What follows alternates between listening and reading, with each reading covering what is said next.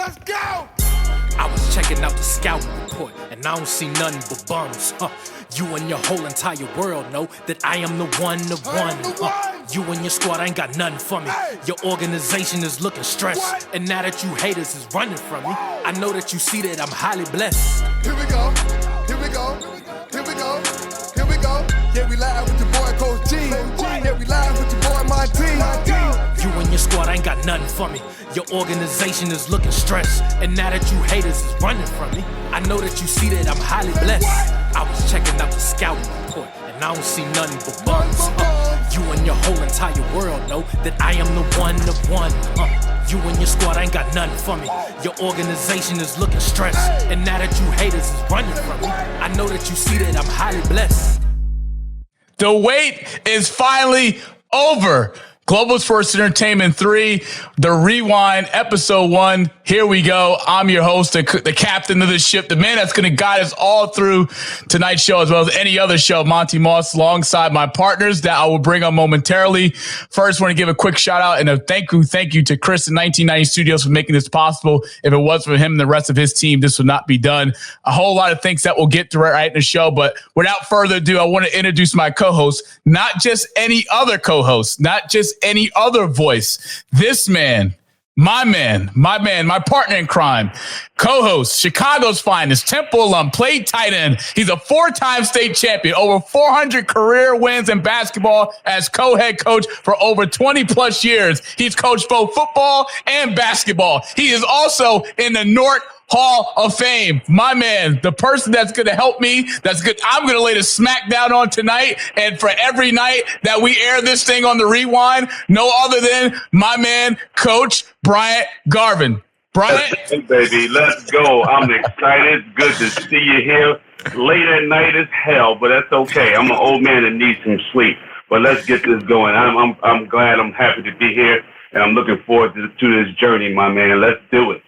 History in the making, folks, from 2020 to 2025. It took us long enough. It's been a long few months since we started the process in August, but we officially get this thing off the ground, and we officially get this train started. Now, without further ado, because I know I have one more person to bring on. If you remember from 2020, in August to be exact, this brother came on to Global Sports Entertainment, one of our shows. It was a great time. We talked some NBA basketball. It was playoffs at the time. Fast forward, this brother gave me a phone call. He said, hey, listen, I got this show called Gentleman's Corner Live. I'm looking for a young voice. I'm looking for a person of a young generation perspective. What do you think? I said, man, John, anything for you, brother. Anything for you. Here we are. I've been on a roller coaster ride with him for the last 4 years at Gentleman's Corner Live. They will come back. We will come back, as I should say. But I know we got something special before we bring him on. So let's get that going before we bring this brother on, because this is history in the making, folks. So I know John's excited. I'm excited. But if you remember from this right here, this clip, this is from 2020 in August.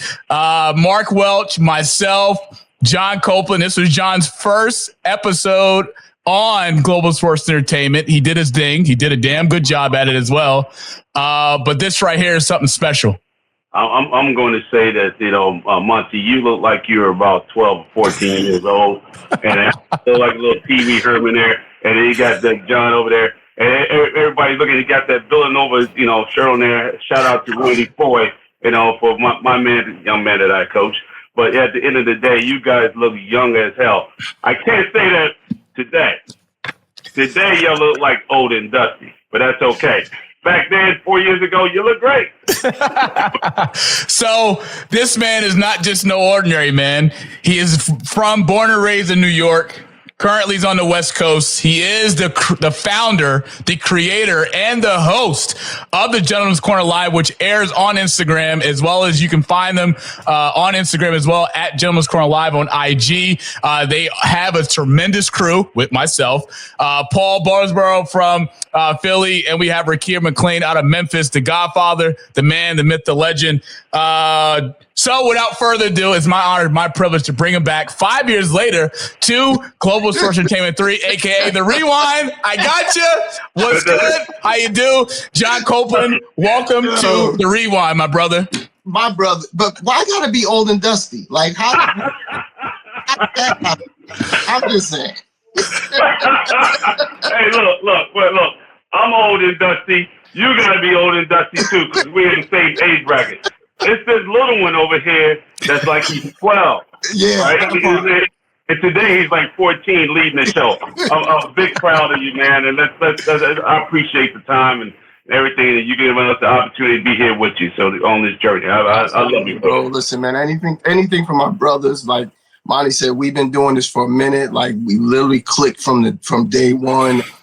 To see him grow and step into this space where I know his passion is and what he loves to do. I'm like truly, truly happy for him. And I'm with him every step of the way. Both of you guys. Appreciate it.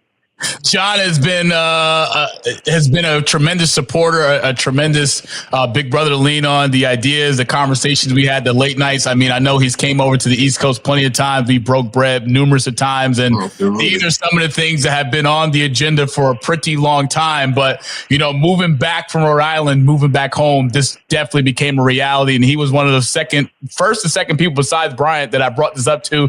I said, "Hey, this is what I'm getting ready to do. What do you think about it?" He says, "This is something that has been waiting for you. Step into it, lead in it, follow your passion." And here we are in January, kicking off episode 1. So it was without privilege, my honor to bring him back full circle from 2020 to now. But gentlemen, it's time to get busy because I got some asses to spank. I got some asses to spank. I got some asses to spank, and I got some asses to spank. All right. So you guys know it's playoff season in the NFL. To start the NFL season, there's been 6 black NFL head coaches. I'll go off the list off the top of my head. We got Raheem Moore's first-year head coach, Essex County finest for the Atlanta Falcons. DeMeco Ryans in year 2. He's getting ready to get his team ready for Patrick Mahomes and Kansas City Chiefs on Saturday. Of course, the great Mike Tomlin, 17-plus winning seasons in the NFL. That's something no coach has had already done. First black head coach to ever do that. However, he did end the game end the season on a 5-game losing streak, including the playoffs on the road to the Ravens. We'll talk about that later. Todd Bowles, TU's in the house. Bryant may know him pretty well. Todd Bowles, of course, head coach of the Tampa Bay Buccaneers. They just lost to the Washington Commanders. Shout out to Jaden Daniels. Gerard Mayo, first-year head coach with New England Patriots, and also Antonio Pierce. Now, we know the Gerard Mayo firing was something that me as a Patriot fan as well as others did not see coming. Gerard Mayo out after one season, 4-13 on the year. It is the shortest tenure for a Patriots head coach in 17 games. He joins Rod Russ, the other Patriots coach, to be fired after season 1. Patriots owner Robert Kraft has felt the Patriots throughout the season have regressed. Made headlines after beating the Bills in Week 18. If you guys don't remember, the Patriots had the number 1 draft pick before that game against the Buffalo Bills, but Joe Milton and the Patriots wound up to win, which moved the Patriots draft stock from number 1 to number 4. A lot of criticism went Gerard Mayo's way after the win. And right before he can even get to the press conference podium, Robert Kraft announced that he was firing Gerard Mayo immediately as head coach. Fellas, we both know what this really means. We both know that Mike Vrabel is now the head coach of the New England Patriots, a former Patriot who's won multiple Super Bowls with the organization. Bryant, I'll start with you because you know how I personally feel about this. And John, I've already feel you through the screen right now. So Bryant, your thoughts after Gerard Mayo, who was announced 1 year ago today, or 1 year ago, that he would be the next head coach of New England Patriots. And then after a 4-13 start, they've now fired him. Your takeaway? Well, I look at it as, systematically, we already know what the deal is. But at 4-13, it's kind of hard to build a case for him. But however, when you don't have the players to fit the bid along with that type of a new coach, you can't create miracles out of thin air. Systematically, I think my man was pretty much set up for that job to fulfill a quota and to get them in and to get them out. That's what they do with African-American coaches. And I'm one myself, of course, and I've coached in college for 6 or 7 years. My last 10 years at Morehouse. Happened to a gentleman there as well that he was a 1-year head coach and he was fired after that. So it all depends on the administration and what they want and what they do, and we just got to understand the language. If we don't know the language behind what was happening while he was hired as the head coach. But 1 year tenure thing has the tendencies to happen to African American coaches. There's not that many in the NFL as we see anyway. But he will get another head coaching job somewhere somehow, and my hat goes off to him to step in that type of situation. Now, John, we know that the Patriots had a lot of question marks coming into this season. Of course, Bill Belichick being fired after over 20 years. Gerard Mayo didn't really get to put his DNA and implement into this roster. The good thing is that they did have Drake May, but they started him after week 5. Jacoby Brissett was horrible through the first 4 games, started the season 0-4. Drake May came in, threw more touchdown passes in 2 games than the Patriots did in the first 4. We did see a lot of rising talent on the horizon for Drake May. The future is definitely bright. The Patriots definitely have their quarterback. But when you heard the news of Gerard Mayo being fired after year 1, what was your initial thoughts? Honestly, I'm not gonna lie, I was pissed. I think that, listen, man, the leash for black coaches is very short. And I think, honestly, that they set Gerard Mayo up to fail. They knew they didn't have a good team. They knew they had a rookie quarterback that eventually they were going to have to groom and walk into the position. Like you said, Jacoby Brissett was terrible. Correct. And so, kind of piggybacking on something I heard Shannon Sharp say is that everybody thinks that these turnarounds are supposed to happen overnight. Like, you're literally supposed, especially as an African-American coach, this is supposed to happen overnight. Like, you're supposed to walk in there and this is what it is. Everybody in New England, or everybody who was a New England fan, knew that this team lacked talent. Like, that's just the bottom line. They lack talent. So to put him in this position and say, okay, look, we need you to win these games. We need you to win. They knew that this was not going to happen with the squad that they had on the field. And so for them, it's like, okay, well, we got to blame somebody, because Robert Kraft is just as complicit in this as anybody else, because you're sitting there saying, oh, well, I feel bad about having to fire this guy and this, that, and the other. You knew what this guy was walking into. You knew what this team looked like. The fact that y'all won 4 games, okay, listen, it's a process. You have to get your players in there. You have to get talent to come there. They didn't have that. So for him to be the fall guy for it and say, hey, man, look, we gave this dude a chance. It's 1 year and he's out. Come on, man. We've seen other coaches, and we know what we're talking about. We've seen other coaches get multiple chances and have jobs that they didn't even qualify for. So the idea that after 1 year, you're telling this dude, hey, man, we're going to give you a walking papers. When you know he doesn't have any talent, you haven't helped him out in regards to, you have a whole, and it wasn't just the talent. You have a whole coaching staff of new people. These guys, there was a lot of first-year coaches as far as offensive coordinators, defensive coordinators, all of this stuff. So everything was new. You're not going to turn this around in a year. It just does not happen. And so they knew better. So for me, my thing with him was they set him up to fail. And I didn't appreciate it, because I'm like, this dude is a good coach. We've heard all of the great things about this guy. We've heard it from players. We've heard it from his teammates. We've heard it from Kraft himself. So the idea that you give up on this guy after 1 year, to me, just doesn't make any sense. Yeah, it was pretty depressing, to say the least. I mean, let's just face it. Again, like, he didn't have a lot of ammunition to work with. I personally thought this would definitely be minimum a 3-year type of adventure to see where they would go. Of course, with the draft pick that was at stake, you have the 4 pick. That is something to work with. That has capital. You do have over $140 million in cap going into this offseason. So I would have loved to see Robert Kraft and that Patriots organization give him a little bit more leadway. But we know, Mike Vrabel was another guy on the sideline who clearly was with the Cleveland Browns as a consultant, but we know this was lined up for him before the year even started, because his name came up last year for the interview, and he didn't get interviewed because of obviously his positioning with the Cleveland Browns. But, it's just been a depressing thing. And, we look at black head coaches. We'll talk about our next one, Antonio Pierce, out as the Raiders head coach. If you guys remember, Josh McDaniels was the Raiders head coach last season. He got fired midseason. Antonio Pierce came in. You could feel it in the locker room. You could feel it in the stadium. Everything, the culture was shifting. Everyone was buying into Antonio Pierce and what he brought to the table. Davante Adams was one of the biggest advocates in that locker room at the time, vouching for Antonio Pierce to come back for Mark Davis and that Raiders front office to hire him as the head coach. It happened.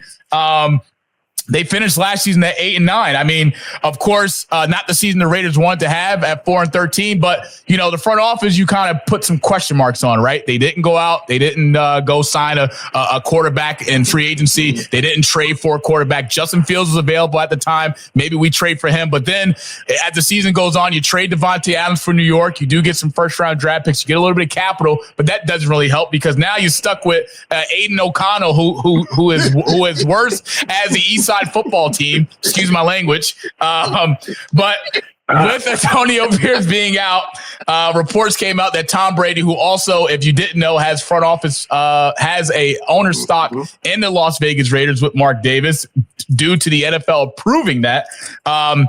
Tom Brady didn't like it, and he's basically nudged his ownership power to say Antonio Pierce has got to get out. Maybe because Antonio Pierce played for the New York Giants that beat the New England Patriots in the Super Bowl twice. I don't know the conspiracy theories. We are soon to be determined. John, I'll start with you. Of course, you've seen this Raiders team and what they've been since coming to Las Vegas. We do know Vegas is a money state. It makes the money go around, the casinos, the entertainment, all that stuff. The Raiders haven't had the success that they wanted. Yes, John Gruden didn't get it done. Yes, Josh McDaniels didn't get it done. Derek Carr goes to New Orleans. Davante Adams now in New York. Yeah, you give Antonio Pierce the position to be the head coach, but you don't make the moves that they need because you can't have Aiden O'Connell, throw the ball to Davante Adams, throw the ball to Hunter Renfrow. Then you have Josh Jacobs, who's your leading rusher. You let him go. You send him to Green Bay. Now he's having one of the best seasons of his career in Green Bay. So there's a lot of shit in shambles in Oakland. Oh, I'm sorry, in Vegas. I'm sorry to cut you off. No, go ahead. I told you that the Davante Adams shit wouldn't work. I told you that. I told you that when they did it. I told you that there's nothing but a bunch of bums in that organization. I told you that. And look what happened. I told you that. I've been doing this game for 30 years, and I said it won't work. That organization haven't been shit since Jim Plunkett and Lester Hayes. That part. Once again, you're not putting your guy in position to succeed. The bottom line is this. We all know this is a quarterback-driven league. We know this, right? Correct.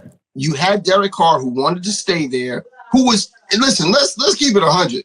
Derek Carr legitimately is a good quarterback. Like, he is a serviceable quarterback. I'm not trading him or getting rid of him for Aiden McDonald or Gardner Minshew. Are you serious? Is this what we doing? Clearly. And then you let Josh Jacobs go because you don't want to pay him. Nope. And he goes to Green Bay and kicks your ass and shows you should have paid him. Yeah. Right? So you're not putting this guy in a position to succeed once again. And Davante sort of writing on the wall. He was like, yo, man, I'm out. I'm not even trying to be here to do this. Like this, we're not going to do this. So I'm out. So you've lost the locker room at this point.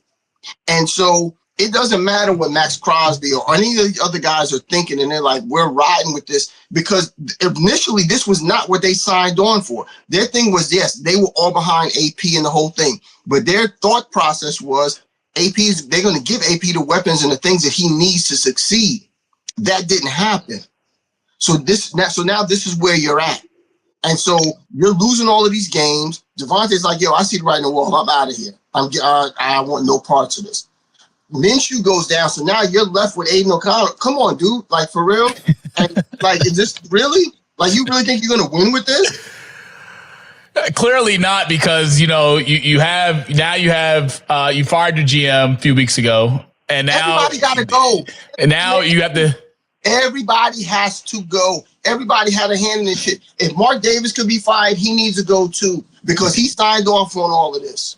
Like, you can't do this. You can't. He did. You did this. And listen, we'll probably talk about this at some point. You have to put people in a position to succeed. Look at the Commanders, right? You get a coach. You put the people around him. You get the players that the guy needs, that Jaden Daniels needs. So you get yourself some veterans. You get yourself some talent. It shows you that it's about the culture. It is about what you are putting around these guys to win. If you don't give a guy an opportunity and you don't give this guy a fair chance to win and give him the talent to do his job, it is not going to happen. I don't care how great of a coach you are. It doesn't matter. You put a coach at the head of a football team that know how to draft and know how to put the pieces of the puzzle together, staff included. You got to stop hiring your damn friends and thinking that they can do the job. No. If anything, you got to get qualified people, qualified players in order to produce. Hell, Dan, I love the guy for the Commanders. He's doing a hell of a job. I met him out there in Atlanta. Fantastic guy. Great organization. Got Atlanta. I think he got them into the Super Bowl, if I'm not mistaken, once, or me lost. Once. Right. So he's done a fantastic job. Now he's doing a fantastic job over there in Washington, which we thought that program was just dying, and it hasn't done anything since John Riggins. So at the end of the day, you got to get qualified people in there. Yeah, listen, man. The real talk of it, and Dan Quinn figured this out. I had read an article about this guy stuff. You don't want to be the smartest guy in the room. You need to surround yourself with people that understand what it takes to win, that are smarter than you, that can show you different ways of doing things. And that's what happened with Dan Quinn in Washington. He went on this whole self-evaluation journey after he got fired from Atlanta and was like, look, what can I do better? How can I do better? Because part of the issue that he had in Atlanta was he didn't build out his staff. He didn't give them the responsibilities that they needed to have in order for them to grow. And so when he went to the Commanders, he had already done all of this work. And so he's like, I'm going to surround myself with the best people. No. I will disagree on that shit. And here's why, right? When Dan Campbell was the coach of the Atlanta Falcons, let's not forget who his offensive coordinator was, Mr. Kyle Shanahan. And let's not also forget that during that season in 2016, the Atlanta Falcons were one of the hottest offenses in the NFL and one of the most high-scoring offenses in the NFL. And when they got to the Super Bowl, let's not forget they did have the Patriots 28-3. You would think the game is pretty much over, right? Right. So that's a story nor here nor there. But this is also, like I said, you have to look at this as the growth. He realized that it's like, look, I have to have the right people around me. They lost that Super Bowl because he didn't have the right people around him. Kyle Shanahan decided that whatever his game plan was, when it gets to run,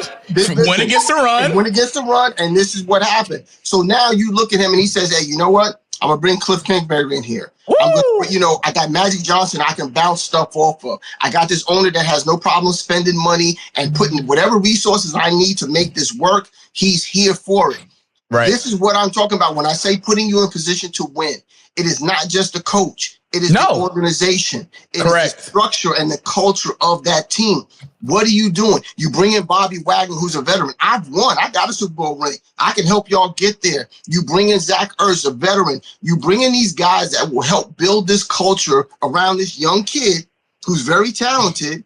And we've seen what this dude can do. So it's a culture that you're creating. If you don't create that culture with your team, you are not going to win. It gets back to your original point, right? Because, as we've seen, success doesn't take place in 1 year. No. You plant the seeds, you build the culture in year one, the offseason, the training camps, the OTAs, the preseason. That's the time to build with your team, with your staff, to figure out who you are and what's your identity. When I look at the Raiders this year, they had no identity. None. They had all hype coming into this year. They dropped the ball in the offseason by not getting a quarterback. They dropped the ball again when they didn't trade for a quarterback. So now you've given Devontae Adams who to throw the ball. Who's going to throw me the ball? Nobody. A bunch of nobody. And then when I look at this Raiders team from October to December, they went on a 10-game losing streak, one of the highest losing streaks in the NFL this year. Out of the 10 games, 9 of them, they gave up over 21-plus points a game. Defensively, what are we doing? When we're losing to teams like the Broncos, who stink. We losing to teams like the Rams, who's now in the playoffs. We losing to teams like the Bengals, who stink. We lose to teams like the Miami. We're talking about Miami Dolphins, who stink, who can't figure out rather they want to play to or rather they want to sit them. These are all the things that go into that bucket of what are we doing from a front office standpoint. The Raiders didn't get better from a week-to-week standpoint. The locker room, clearly the morale in the locker room was already gone. So what do we do? Where do we move forward? So Tom Brady comes in. He's got his ownership stake. He's got a little power. He's got a great relationship with Mark Davis. Let's not forget, Mark Davis also helped Tom Brady become a minority owner for the Las Vegas Aces. So there's a connection there. So moving forward, I'm curious to see who the Raiders, who they bring in. I would like them to see who they're going to hire. Ben Johnson's one that comes to mind. I think he's an NFL ready now coach, obviously for the work he's done for the Detroit Lions as they get ready for a tough playoff game in Detroit. So, Bryant, where do the Raiders move from here? Because Antonio Pierce is out. He did a phenomenal job at Arizona State. Where do the Raiders go in terms of the future for this organization? You can hire over Rittenbarger. Right in that organization. That place is so ass. It's terrible. I don't care what you do. They don't have the players.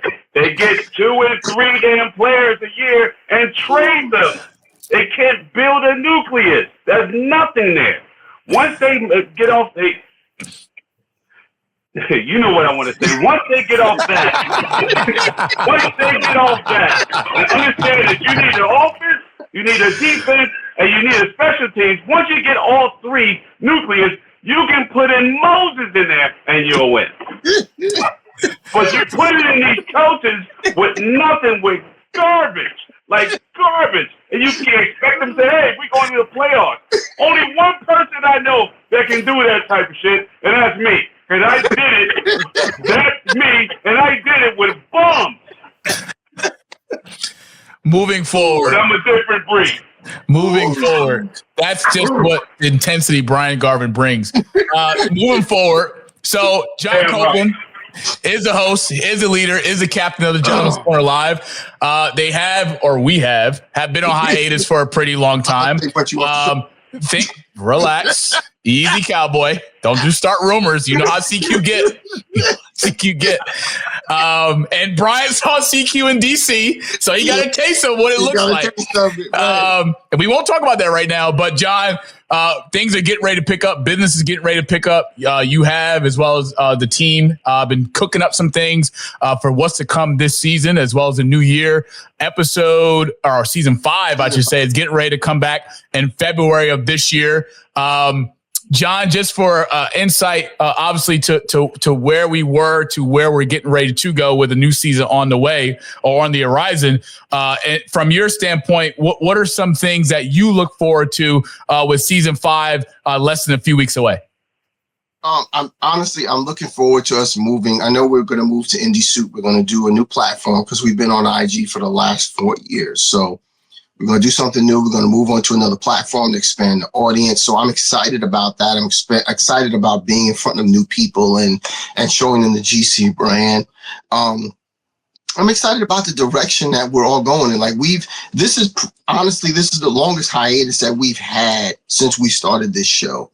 And I think that we all have grown. We've all gone through some things and we've all kind of found our voices and we found our lanes. So it's going to be very interesting to see how, once we all come back together as a group, how that all gels and how we make that work. So I'm looking forward to seeing that. I'm looking forward to seeing the conversations.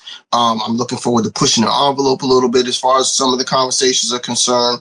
So this is going to be, this is season 5. We never thought we were going to get past the first episode. So I wasn't there for that. Yeah, you wasn't there for that. Exactly. You came on later. So it was the fact that we're in season 5 and people still want to see this show. They still want to hear us talk and have these conversations. It means a lot. And I think for me, that is the biggest thing, is the idea and the ability to touch people, and people, you see them in person and they're like, hey, you have no idea how you've impacted my life. Or, you said something, or you were transparent about this on this show and it really helped me. That's what this is all about. This is what the show was all about, was to have these conversations, to open these doors and bridge these bridges that people didn't want to talk about. And so for us to be able to be in season 5 and be able to say, hey, man, we're still here. Listen, especially during the pandemic, we watched shows come and go.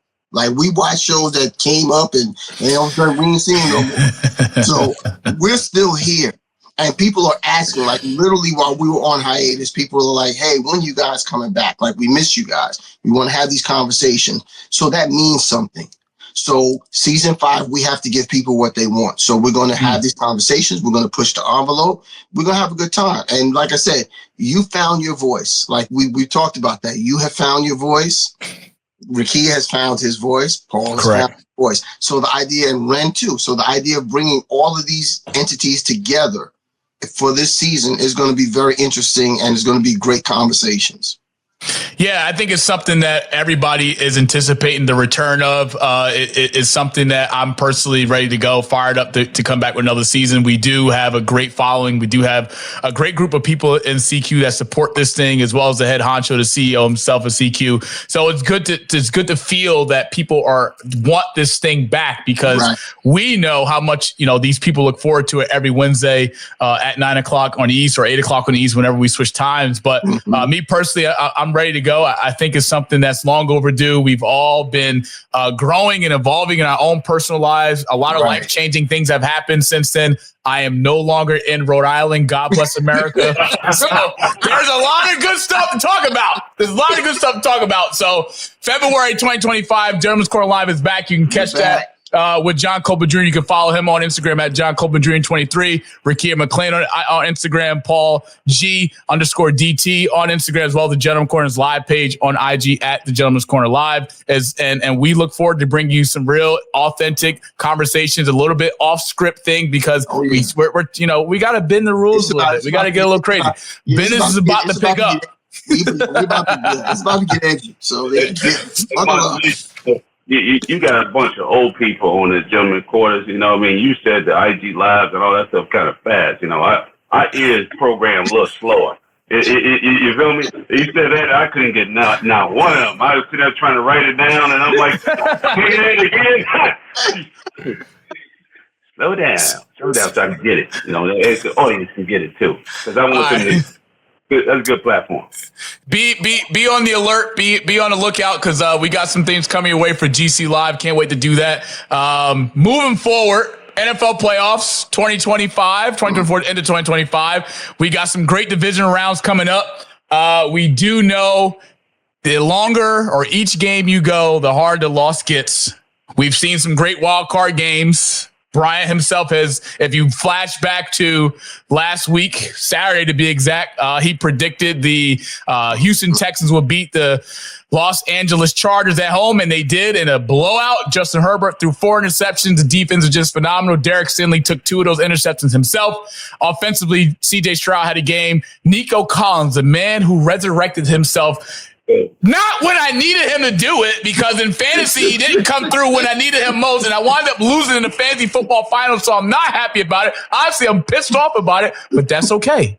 That's okay. They're on to the next round. Chiefs versus Texans, January 18, 4:30 on ESPN. Joe Buck and Troy Aikman will have the call. The winner advanced to the AFC Championship game. Houston's coming in as a 9-point underdog favorite. 32-12 win over Los Angeles Chargers. C.J. Stroud, 22 of 33, 282 yards passing, 1 touchdown, 1 interception. Joe Mixon, hell of a day on the ground. I know he hurt Brian in fantasy also. 25 carries, 106 yards, 1 touchdown. Nico Collins, like I said, 7 receptions, a $106. He came through, scored a touchdown. Eric Murray, 38-yard interception return. Justin Herbert just looked really, really, really horrible offensively, as well as the Chargers offense. Derek Stingley, 2 interceptions. Defense came through. Now we know the Chiefs have a bye. They have had a bye. So they're home. Arrowhead's going to be rocking. We know what the Chiefs do in the playoffs. Me personally, I don't think the Chiefs can win 3 straight, meaning I don't think they can win this, the AFC, and a Super Bowl. I think they will beat Houston at home. But I'm curious to get you guys' thoughts. The Chiefs, we know, have had a very quiet season this year, over 14 wins. I think at one point they were 13-1. I looked at the scoreboard like, I don't even remember them winning 13 games. They had some very questionable wins early on in the season with the Zebras, a.k.a. the officials. But coming into this game, Brian, I'll lead with you because you did predict the Texans win over the Los Angeles Chargers. What are you seeing for this game with the Texans coming in? We know what they can do offensively. We do know that this Texans defense is one of the elite defenses in the NFL right now. What does the Texans need to do to go into Arrowhead and pull up the offset and send all those Chiefs fans home with a loss? Well, it's going to be a game in the first half. Texans are going to be fired up to play against the Chiefs because nobody really gave it to them. If you notice this year, the Chiefs have been playing in nail biters, and they come down to the end where the officials kind of, give them a nudge. They hold every single play, and they get away easily. But the Chiefs are going to be victorious towards the end of the fourth quarter. It may be one up in a 10-point game or so. But Houston don't have a chance. But I tell you what, Houston stick this together, they're going to be pretty damn good within another year or two, and they're going to be the next team to beat. John, Chiefs 15-2, ended the season winning 4 of the last 5 games. We do know, obviously, of course, the last game of the season, they got blown out by the Broncos 38-0. I know that doesn't draw any concerns to you. However, with what the Chiefs have done this season, having the offense that they had, the defense hasn't been the greatest this year. We do know that. What do you think the Chiefs must do to stop the Houston Texans offense, as well as who do you think is going to win this game and why? Listen, first off, I'm not betting against 15. I'm not. If there's a game and it gets close, I'm not betting against 15. I'm going to tell you that. It's just not going to happen. But if for the Texans to be in this game, they're going to have a fast start.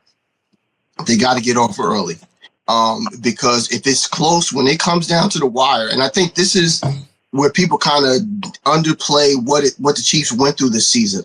They have literally been in every situation that you could possibly be in to lose a game, and they have found ways to win. So what that does is it builds up a confidence and a resilience and a belief that it doesn't matter what the other team is doing. It doesn't matter what the score is. It doesn't matter that we got 30 seconds on the clock.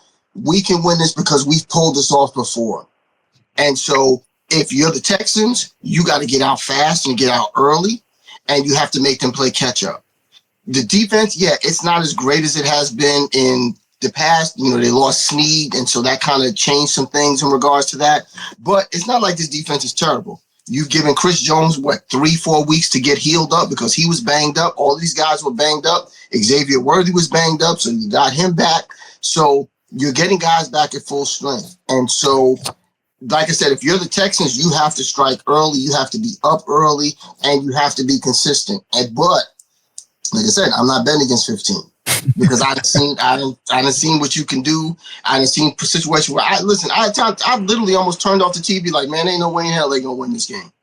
And they do. So, because of that, I'm not going to count you out.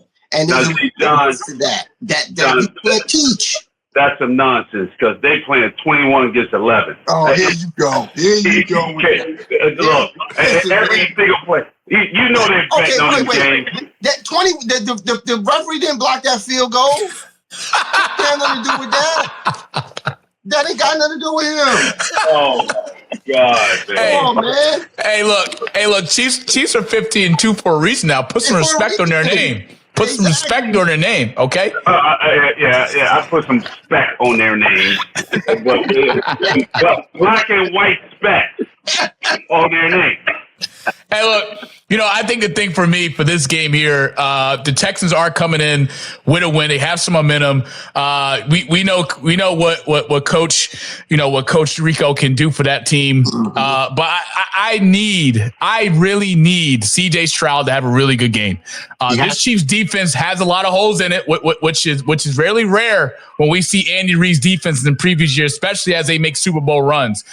Joe Mixon, that run game's got to be important because that opens up the play action. You don't have a Tank Dell. Let's keep that in mind. You don't have a Stephon Diggs. So you literally, from an offensive standpoint, you have Joe Mixon in the run game, Dalton Schultz in the pass game, Nico Collins in the pass game. Now, I like what the Texans did against the win over the Chargers. They put Nico Collins in the slot. They mixed things up. They got the play action going. That opened up things downfield for Dalton Schultz. They opened up things down the field for Nico Collins. Those are the things you're going to have to do to beat this Steve Spagnuolo Chiefs defense type of team, because we do know Steve Spagnuolo will blitz you on all 4 downs if he has to. He does not care at all who you are and who's your quarterback. He will send the house. But the thing is, as John pointed out, that I agree with, the Texans must get on Kansas City early. They can't go down into halftime down 21-7. They can't go into halftime down 21-0. They got to either be down by 3 or up by 3 or more points in halftime, because we do know the Kansas City offense is one of the hottest offenses in the league when they get those things going with Kelsey and others. And I'm curious to see what Pacheco's going to do. He's been injured most of the year. Right. Hasn't really found his groove. Playoff Pacheco is a whole different type of person. So I'm looking forward to this matchup. I do think the Texans will give Kansas City some trouble, but Kansas City will win this game and move on to the AFC Championship. Now, the other AFC. This is a key. Go ahead. This is a key. Go ahead. A key matchup here. I'm telling you right now. You mentioned Nico Collins. Correct. The key matchup here is going to be with McDuffie, because if McDuffie travels with him, that's going to be where the key is, because. And so you have to remember, McDuffie started off as a slot, as a nickel back when he came into this league. And so when Snead went, so now all of a sudden you're the key cover guy. So you're doing all this stuff. So even putting Collins in the slot, you're actually playing to McDuffie's strength. So the key matchup with this is going to be that McDuffie-Collins matchup. Is he going to follow with him? Is he going to travel with him? Because now the other cornerbacks, they're decent. They're not him. And correct. So that's going to be the key to it, because right now, like you said, he's the only weapon you truly have when it comes to that. You know Spagnuolo's going to blitz. He has no problem putting McDuffie out there on the island by himself and with Collins. So if he wins that matchup and he's proven that he can consistently get open, then you got a shot. But if McDuffie shuts him down, it's a wrap with him. Here's the question I got here, and I'm sorry here to cut you off, Monty. But we talk about the Kansas City Chiefs offense. Is it Bieniemy, because he's not there anymore, or is it the players? And in the same position, was it Bieniemy or was it the players? That's a great question. I mean, look, let's call it for what it is. Bieniemy left. He took the UCLA job. That didn't work out. He's now no longer employed by anybody. Will he get another shot in the NFL as a coordinator? That could possibly happen. Right. Will he get an opportunity as an NFL head coach? Absolutely not. It just won't happen. That ship is sailed. That ship is sailed. However, we do know the winner of this game plays the winner of the Baltimore Ravens and the Buffalo Bills. Bills and Ravens, January 19th, this Sunday coming up, 6:30 on CBS. We get to see another Lamar Jackson playoff game against a very hot Buffalo Bills offense, because Josh Allen, both quarterbacks are you can make the argument both quarterbacks could be the MVP of the league. They both play phenomenal. Lamar Jackson has just played tremendous throughout the season. He's got this Raven teams right where they want him. I'm not sure if he wants to have him on the road, because we've seen what Lamar Jackson's done at home in the playoffs, and they ain't show up. But Lamar Jackson last game against the Pittsburgh Steelers, 60-21, 175 yards passing, 2 touchdowns. The player of the game, basically who carried the game, Mr. You know who Dallas didn't get, Derrick Henry, 26 carries, 186 yards rushing. Ravens defense allowed 0 points. 0 points in the first 2 halves. Pittsburgh scored their most points that they did all season, 14 in the third quarter. I'm sorry, the most they scored that game, 14 in the third quarter. Chiefs defense, again, rallied the troops, and had a shutout in the fourth, which was a key. Bryant, we know you love running backs, and, the Cowboys messed up. And as we see here, Derrick Henry basically just runs right through Pittsburgh all game. Like I said, 186 yards. When you look at this Ravens offense coming into Buffalo, we do know that Zay Flowers is real questionable. They had no Zay Flowers in the win against Pittsburgh. They need him to beat Buffalo 100%. Isaiah Likely, Mark Andrews, and company. What's your take on this game coming in? Do the Ravens have enough with Zay Flowers even playing to beat Buffalo at home? Because we know how cold it's going to be, and we know how tough it is to win in Buffalo. What's your take on this game on Sunday? Well, Baltimore's going to win. They're going to win the game. Run the ball. Run the ball. Run the ball. It's something they didn't do the first 2 or 3 games of the season, and which kind of created some conflict amongst the team. But then after a while, they decided to say, hey, let's run the ball. So they ran the ball, and he's doing major damage. No one wants to tackle this big young man that's 6'2", 6'3", 240 pounds of steel. I wouldn't want to carry because I want to throwing out my shoulder trying to tackle this big young man. Run the freaking ball. And then next thing you know, when you do an RPO, well, my man Jackson Maxon, I call him Jackson Maxon, that can never win me a freaking fantasy football championship ever in 30 freaking years. He is going to do damage this year. He's going to be in the Super Bowl finals. That's my prediction. I predicted him last year. He disappointed me, and I went home crying. But this year, I got them to get to the Super Bowl this year. Eagles going to go there. He's going to win, and they're going to win that game by a total of 9 points. I got them 9 picking Baltimore, and I'll call it a day. John, we know what this Bills offense can do. 31 points against the Denver Broncos, eliminating them. Josh Allen had a very good game, 2 touchdowns, over 272 passes, only had 6 incompletions, 20 of 26. However, we know what this game means for Lamar Jackson and company. He hasn't got them to the promised land of which we know John Harbaugh has already been and won. Right. Now, before I get to my two-part question, what's your keys to the game for this game coming in for both sides? And what does this win mean if Lamar Jackson and Ravens can win on the road on Sunday in Buffalo?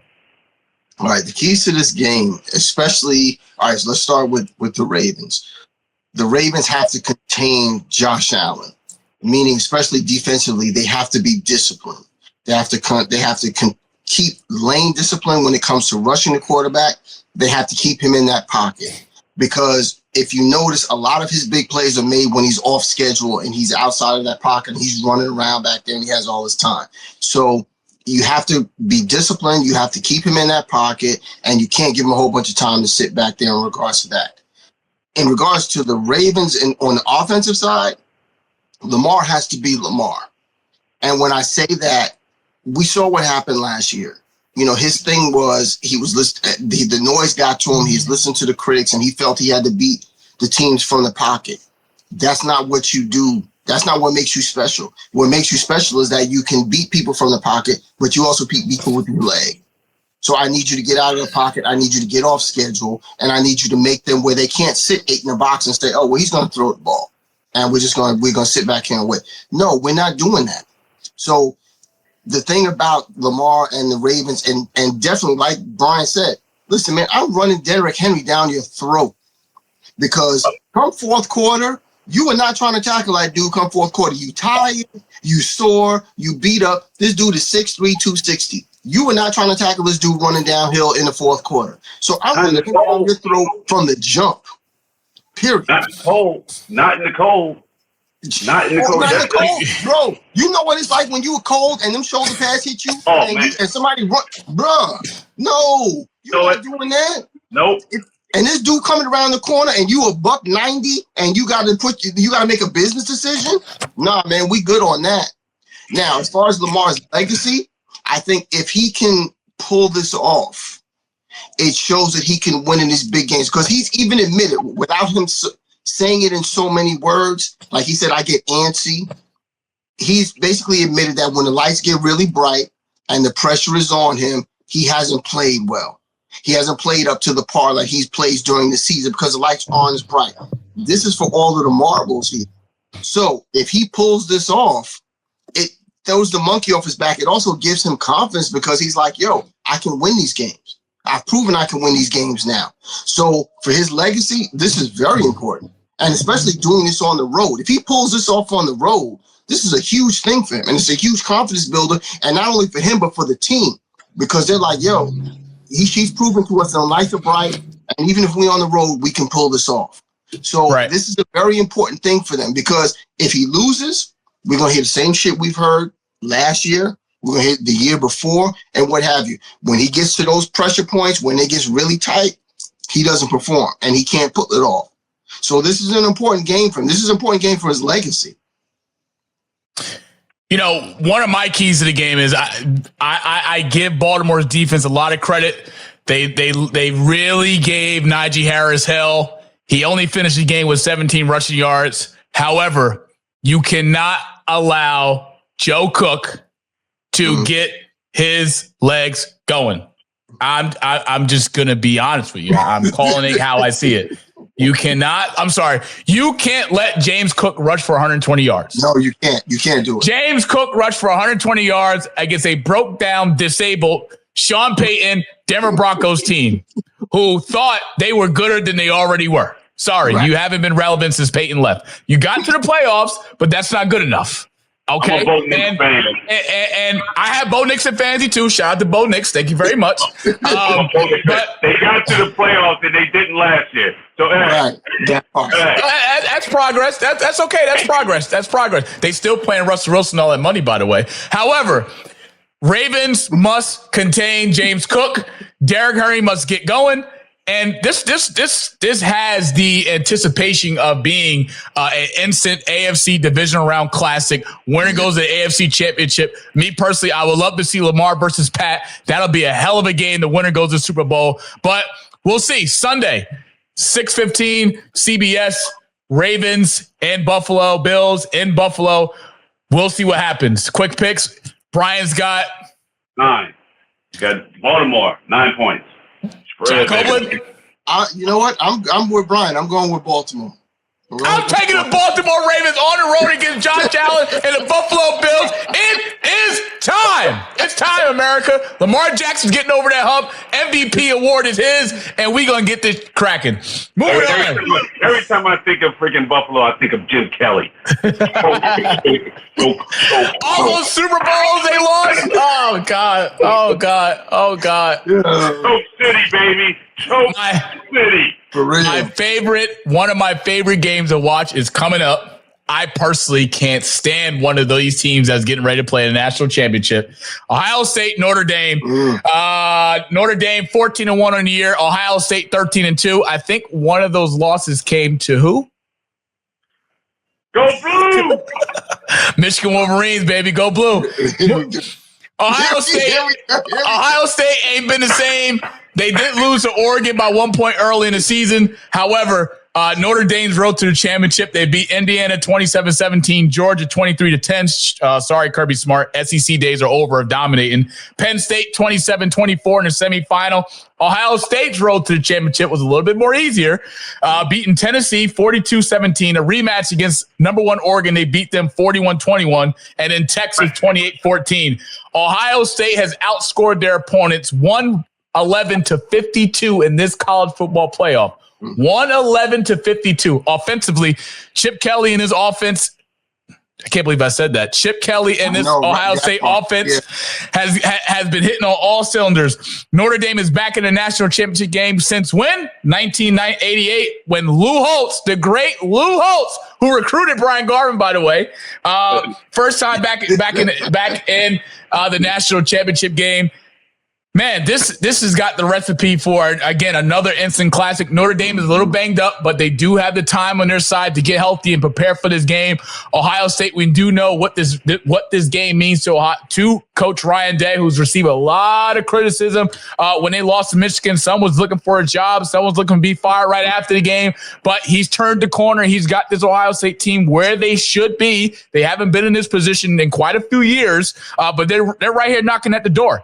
They have a chance to go out and beat a really good Notre Dame team. Ohio State dominated beating the Texans 28-14, like I said before. Run game was good. Offensively, McCord played really well. Brian and John, we do know that this is for all the marbles. Anytime Notre Dame has been in this situation, they have won. They have got it done. Ohio State, we've seen them lose. They've won in the Urban Meyer era. They haven't had a chance to win in the Ryan Day era. And I won't throw his numbers out because they are depressing as it sounds, so I'll save that for another rainy day. However, Brian, you've called it. You've called this earlier in the season. You did say Notre Dame and Coach Freeman have an opportunity to make it to the National Football Playoff. They are not clearly they're not in a conference. John, you've been picking up steam with this Notre Dame team as well and what you've seen. Fellas, I got to admit, this right here is a first to 40 wins game. If I have to be honest, both teams can score. Notre Dame defensively has been a little iffy for me. They haven't shown me that they can do it. Brian, I'll start with you because you hate Ohio State just as much as I do. All those sorry, miserable fans and the big shoe, all types of garbage. And personally, I just dislike Ohio State. They suck. All 4 against Michigan the last 4. There's a lot of Ohio State fans I'm going to piss off, but guess what? I don't give a damn. Notre Dame has all the ingredients to win this game. When you look at the tape of both teams, what you've seen from Notre Dame in the college football playoff as well as Ohio State, what are some things that come to mind that's going to give Notre Dame the advantage to beat Ohio State to win a national championship? Well, Notre Dame's speed. It's just what it is. Ohio State is a pretty big team. They always have been, especially up front in the offensive line and defensive line. Notre Dame's got to control the gameplay. They have to control the scoreboard. They have to control the speed and run the clock and beat them guys up front. If they can beat them up front, run the ball pretty solidly, throw a couple passes here and there, and just kind of control the game clock, they can win this game at least 38-35. It's going to be a high-scoring game. It's going to be right there at the 38-41 mark. It's typical college football. Nobody plays great defense. But this one here is going to be one physical football game. I think that that one game that Ohio State played against Oregon, I think they choked at that particular time. They should have won the game. No. They got outcoached. They choked. He choked. He really choked. He got outcoached, but he choked at the end. He really did. I was sitting there looking at it like, what are you doing? But he choked at the end. They should have won the game. It's just what it is. And that's a fast team. And the fast team won. Mm-hmm. So that's correct. Speed here is going to play out in this particular game. And Notre Dame has a ton of speed on that football team. They're very solid. They're very sound. They're very smart. They're very poised. Ohio State, they have something to prove. They're pissed off at Michigan, but that's a long time ago. We are the reason that Ohio State is where they are. Pretty much. So now the fact that the spray paint, what do you call it? The pepper spray on the field, spraying players. Whoever seen some damn nonsense like that? Who spray pepper spray players on the field? Like, come on, really? That's what we doing now? And then we have players on sideline like this. Right at the end of the game. So, come on. You had this pepper spray just to get fire under your gas? I mean, let's get real. I got Notre Dame 38-35, win by a field goal. Let's get it. John, we know, and I know just as much as what this game could turn out to be. You've seen Coach Freeman and the evolution of his coaching career here with Notre Dame. He's done something that we know who couldn't or who hasn't got them to this point. Mr. Brian Kelly, who is also struggling with LSU. Oh, and by the way, he lost his number 1 quarterback to who? The Michigan Wolverines, Mr. Underwood himself. And he's a little butthurt, but let's be honest. Coach Freeman has done something that no coach has done in a long time, and that's come into a program, a historic program, and carry the tradition, but take them to new heights, take them to new levels. We see a lot of new head coaches. We look at Alabama since Saban left. They in the first year after Saban, they're clearly not there yet. They have ways to go. The SEC is not what it used to be. We are no longer in the era of SEC teams dominating each and every year, winning national championships like Georgia, like Alabama's of the world. Those days are gone. The NIL has got this thing in an open sesame, wild, wild west. Everybody's on an even playing level now. Different teams have different budgets, yes. But what Notre Dame has done this year has been historic as far as their run. Coach Freeman is already getting interest from the NFL now. So, John, this game here This game here, how important is this game for Coach Ryan Day and this Ohio State team? Listen, man, this is for all the marbles here. We've seen the struggles that he's had. You have all of this, especially the one thing with what I love about the Ohio State-Michigan thing. They don't care what their record is, and they don't care what's going on in the season. You have to beat Ohio State or you have to beat Michigan. You haven't done this in 4 years, and you've had all of this talent. We see the talent in the NFL. We see the talent on this team now. Like the monster on this team is Jeremy Smith. So it's not a lack of talent. It is about coaching and about preparedness. And once again, we're dealing with culture. Let's look at Marcus Freeman in Notre Dame. Everybody's like, oh, well, you know what? They don't do the NIL thing. And, they don't do the big recruiting thing and this, that, and the other. He has built a culture there in a couple of years. These guys are playing for the national championship. Yep. This speaks to him. This speaks to him as a coach. This speaks to him as a man of the culture that he's built with these guys, that these guys believed in him and were like, look, we riding until the end with this thing. And it shows, because even with their defense will bend, but it's not going to break. Like, you're going to score some points. Like, they're not a stout defensive team. That, like Brian said, their team is based on speed. So they're going to give up some points. They're going to give up some big plays. They're going to bend a little bit, but they're not going to break. And that comes from him. And so, and I'm not a big Notre Dame fan. I wasn't a big Notre Dame fan from the early in the season. I was like, oh, okay, well, easy schedule, this, that, and the other. But as I'm watching these guys progress as the season goes on, I'm like, look, you know what? This guy has these guys prepared to play every week. These guys are ready to do what they're supposed to do every week. So now here you are, you're playing for a national championship. Honestly, I'm not betting against this guy. This guy has shown who he is as a coach. He's shown that he has taken this team in a very short time think about it. When Kelly was there, he had some of the same talent.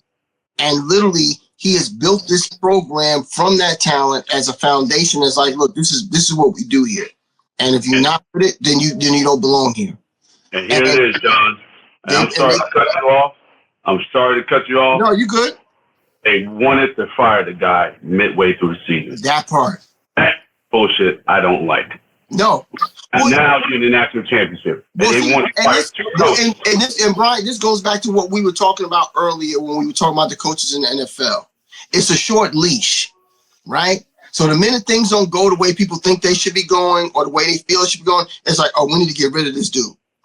The culture and all of this stuff takes time. We see this. You give this guy time, he's shown you. So I guarantee you, he ain't got to worry about this shit for a couple of years now because you took them to a national championship. Same thing with Dan Quinn. It's a culture. It's you giving it time to develop and getting the right people around you. That's what this is all about. The old blueprint, and we've seen it. Listen, we saw it with the Patriots, with Belichick, and it's like, oh, this is how you have to do it. There's another way to do it. And these guys are showing that there's another way to do it.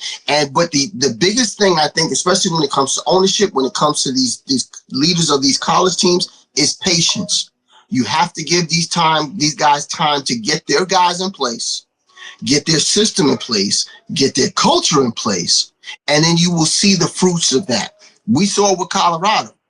Deion told y'all last year, y'all better catch me now because we ain't that good right now.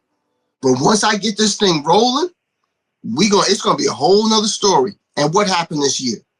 They turned that whole thing around, went to a bowl game because you're giving them time. You're showing patience and saying, look, get your guys in here, get your players in here, get your coaches in here. We're gonna create this culture. Everybody knows what it is. That's what this is about. Marcus Freeman has done it at Notre Dame in a couple of years.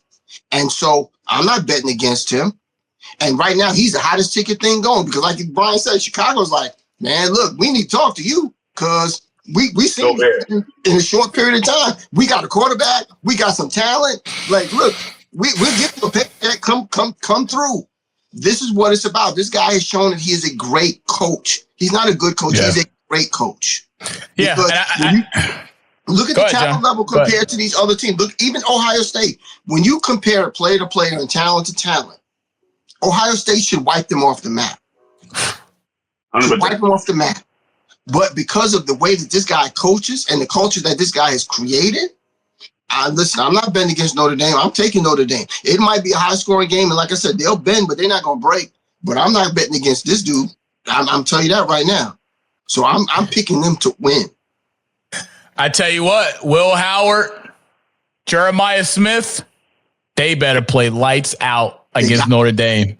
Jeremiah Smith must have the game of his life. Absolutely. Against Notre Dame, or they'll lose. Score predictions. I'm going Fighting Irish. 35-32. Bryant, he's already gave his score prediction. John, what's your score prediction? Who you got winning? I'm going Notre Dame 38-21. Woo! Ohio State 21 points. I like the sound of that. Yeah. I like the sound of that. I need the floor. I need the floor. I need the floor. This is I need the camera on me, then you can bring everybody else. Thank you. This has been something that we have put into the works since August. It could not have been done. We will never, ever have gotten to this point without many people that have helped play the part of this Global Sports Entertainment 3 journey. The brand is the brand. We are coming. We are not here to fuck around. I'm sorry. We're going to make history. We're going to do some things very special. And I'm blessed to have Bryant and John and some others I'm going to name along on this ride, because when I was in Rhode Island, might have been June. I know it was nice out. I was miserable, Rhode Island. And I called Bryant. I said, hey, I got to get out of here. I was already creating my exit plan. I had some help along the way with that. And I said, I want to bring back GSE. And I explained why.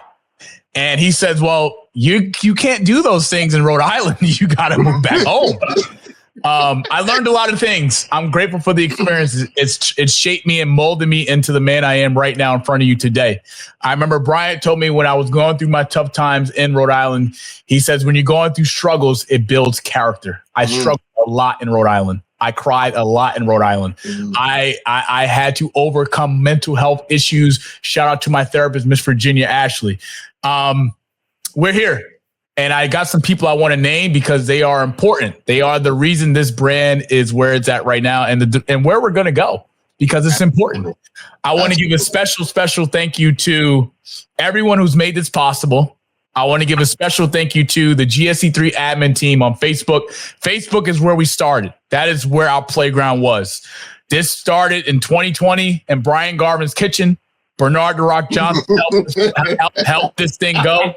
He brought in a lot of members. But I want to give a special shout out to my admin team on Facebook, because without them and the group growing every day and the group growing from where we started in 2020 to where we are 5 years later in 2025, I want to give a special thanks to Bernard the Rock Johnson. Rock, I love you. Thank you for everything you've done for myself. Thank you for everything you've done for the group, the people you brought in, the quality of people you brought into this group.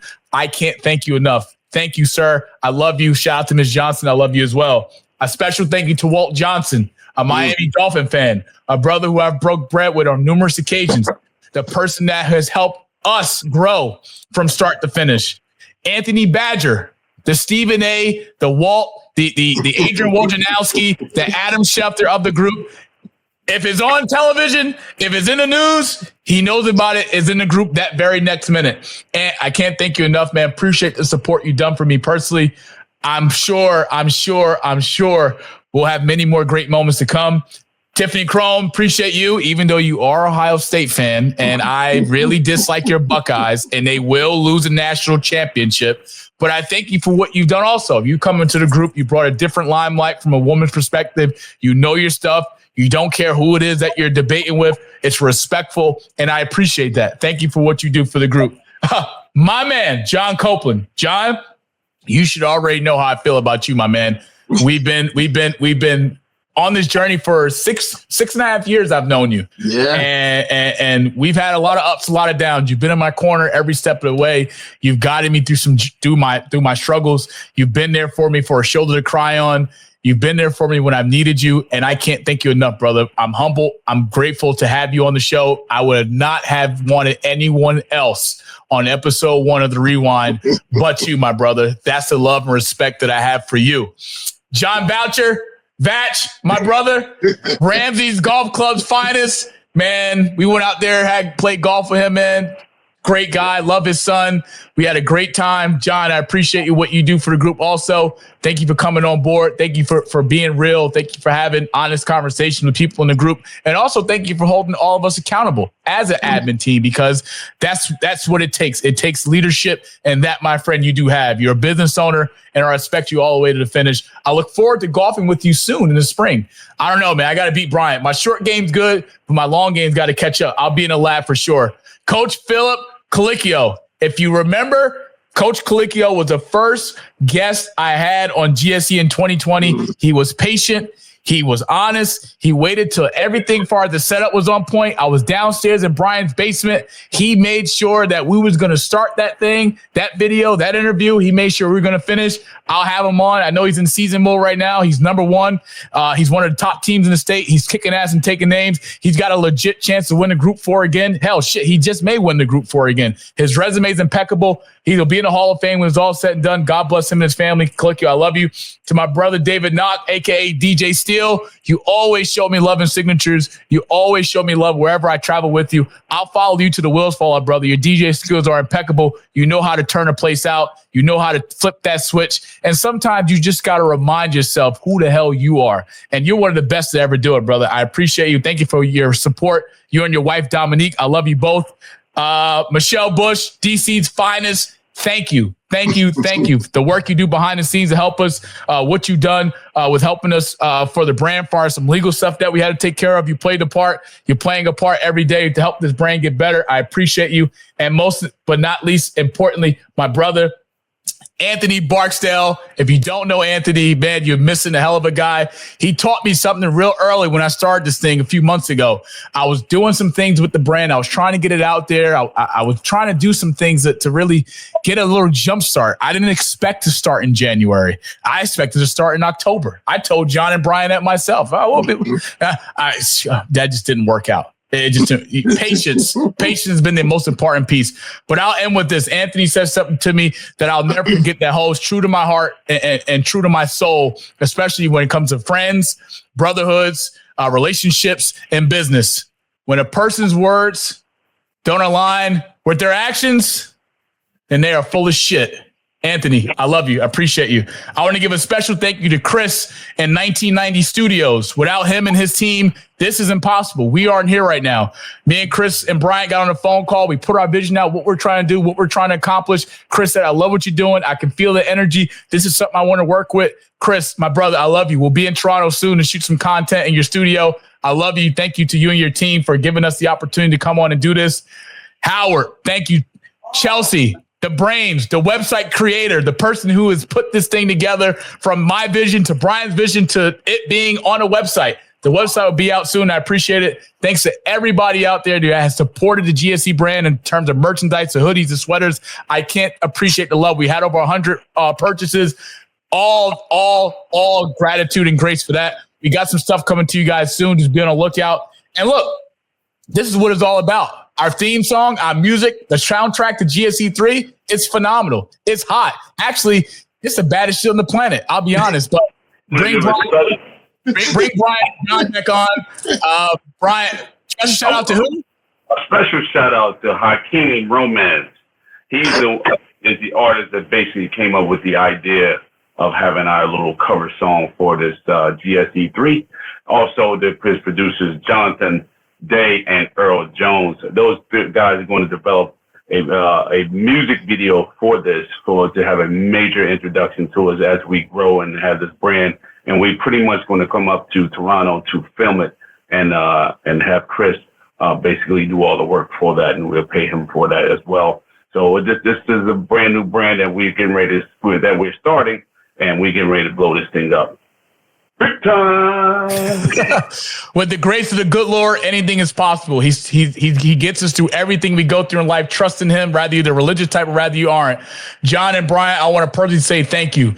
John, you already know I could not have the start of the rewind and not have you on episode 1. You're my brother for life, and I love you. You've been with me every step of the way. We got many more years to go, and we got more success to achieve. 2025 is our year. Let's fucking go. Let's go. And I want to say this. I've watched you grow from 5-6 years ago.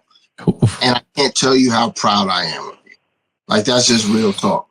I watched you grow from being a hot-headed, stubborn, like just not thinking kid to this guy that has a vision of exactly what he wants to do. And Brian will probably attest to this. We saw the talent in you before you saw it in yourself. And to see you finally get to this point where you're bringing all this to fruition and you're focused and you're passionate about it. We've always known you were passionate about sports. So to see you say, you know what? You and I had these conversations when you were in Rhode Island. And when you first said that, I was like, bro, like, okay, like, if you're gonna do this, then you gotta walk into it completely. You have walked into this completely and intentionally. And that is why this is going to work. Mm-hmm. Because you have walked into this and you've embraced who you are, the lane that you're supposed to be in, and what you're supposed to do. And like I've told you from the very beginning, I'm riding with you to the very end. I'm riding with you till the wheels fall off. And then when the wheels fall off, we putting some more on that bitch and we're going to keep this shit moving. That's just what this is, because I believe in you. And this is the whole thing and the key to anything, any business, anything that goes about. You don't buy what people are selling. You buy the person. So when you buy the person and you say, I'm all in and I'm with you, no matter what it is they're doing, you're going with it. So like I said, I'm with you to the very end. You don't have to question anything about my support. You don't have to. All you have to do is ask and be like, hey, man, I need you to come on the show. Whatever it is you need, I got you. But I can't tell you how proud I am of you, because we had this big brother, little brother thing. And I mean, you're young enough to be my son because y'all are close in age. But I love you to death. I'm so proud of you. Like I said, I can't tell you how great this is, and I can't wait to see where this goes, and I'm great to be a part of it. Me and Brian clicked from the minute we met. Like it was just, that's what it is. We brothers for life. Like, that's what this is. This is family. So you support family, you ride with family. So let's ride. Let's ride. Like and subscribe to our YouTube channel, Global Sports Entertainment 3. You can catch this episode on YouTube coming shortly, as well as Apple, Spotify, wherever you listen to your audio podcast. To Chris in 1990 Studios, I appreciate you. I thank you. To Bryant, to John, this is The Rewind, episode 1. We'll see you guys next week. Appreciate you guys. Love.